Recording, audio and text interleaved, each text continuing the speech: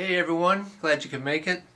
This is 2-chord uke, and I'm just going to give you a little intro to the ukulele, or some call it the ukulele. So this is not a toy, this is a real instrument, and there's been some fantastic musicians playing these. They are the top selling instrument in the country at the moment. It's getting very popular, so I'm going to talk to you about a course I'm going to be teaching that starts basically playing 2 chords at a time, and you learn to play so many songs and have a lot of fun with that. As far as why play the ukulele, it's a lot of fun. You get to meet a lot of new cool people. It's easier than the guitar, it only has 4 strings. So that makes it a little easier for people that have trouble with the guitar. So I'd like to tell you about the 4 different types of ukuleles. This first one is the smallest of all of them. This is called the Soprano ukulele. Smaller body, so it's going to be a very quiet instrument compared to others. You can tell this is out of tune. It's good for younger people, especially people with little fingers, because the frets are closer together and it's more inexpensive than the others, so it's a good starting ukulele. The next size in between these two would be called a concert ukulele, which I don't have. And it's a little bigger than the Soprano. A little bigger body, a little bigger sound. Next is a tenor ukulele. So this one here got a nice sound. Sounds a little bit like a nylon guitar. Louder sound because it's got a bigger body. Frets are a little wider. Maybe better for someone with bigger fingers. And the other one that I don't have is even bigger. It's called the Baritone ukulele. And the neat thing about that one, it's more geared towards maybe adults because bigger frets, especially people with bigger fingers. The other thing is that the 4 strings are tuned to the same top or high 4 strings of the guitar. So if you want to transition from playing ukulele to go into the guitar, that would be the one to go with. The other 3, soprano, concert, and tenor, are tuned differently. So sometimes it's confusing if you're a guitarist going between the ukulele and the guitar. Next, I'd like to tell you about the parts of the ukulele. If we think of the ukulele as a human body, this would be the body, this is the neck, and this is the head. Over here, these are posts where the strings are wrapped around, and there's tuners or tuning keys that will change the pitch of the string. Right here is a nut, and then over here all the way down what's called the fretboard are frets, which are thick pieces of wire, and they separate to make different pitches. A lot of ukuleles you'll see over here some fret markers. Okay, that kind of helps you so you don't have to always count which fret you need to get to. Down here, this is the sound hole where the sound resonates, comes out.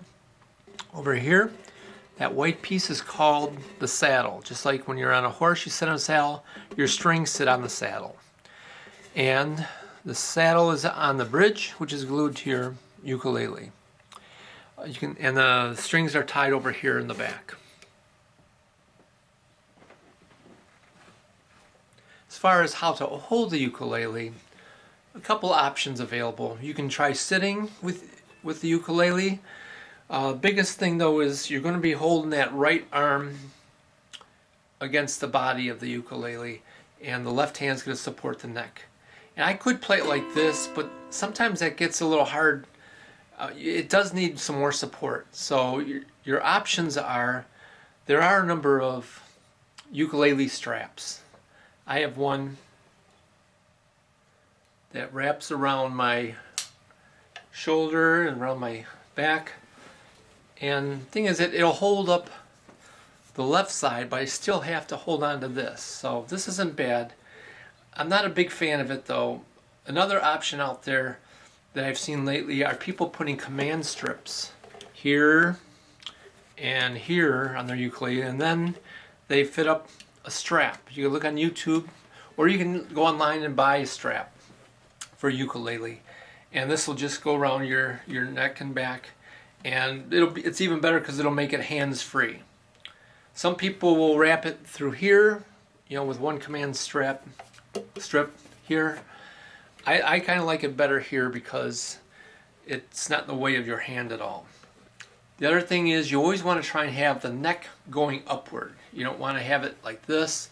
This makes you bend your wrists more. You want to have it like at a 45-degree angle, and also it's easier to see that way. You can see your fingers and frets better. Last thing I want to show you is how to strum your ukulele.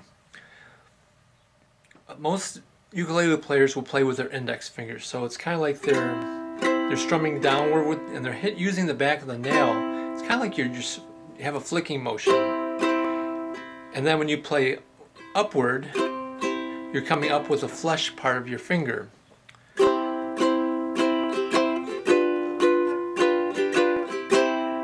You can play with your thumb, but I don't recommend it. I don't think it's as versatile. But if you're picking single notes, you will be using your thumb. You can also use a pick like guitarists do. Gives you more volume, gives it a little bit of a harsher tone though, not as gentle as with your fingers. For your left fingers, I would keep the fingernails trimmed so it's easier to place your fingers on the frets. So the tenor ukulele I had was in tune and it sounded pretty good. This one is not in tune. So you need to learn how to tune your ukulele so you can start learning to play. Otherwise it's just going to sound like noise. So this is an electronic tuner, and these are probably the most popular things out now for tuning instruments. It just attaches to the head of your ukulele, and when you play a note, it shows up what note it is, and you have to fine tune it to get it to the exact pitch so that it'll sound good. And that's the next step, is to get your ukulele in tune. Other methods, you can tune by ear, or if someone gives you a note and they're in tune, you can try and match it with your ukulele. I've got a number of videos out there on tuning, so go get your ukulele tuned up so you can start playing. I'm going to have a lot of videos coming up. We'll start with simple chords and some music theory next, and then we'll start doing some songs. So I hope to see you on the next video.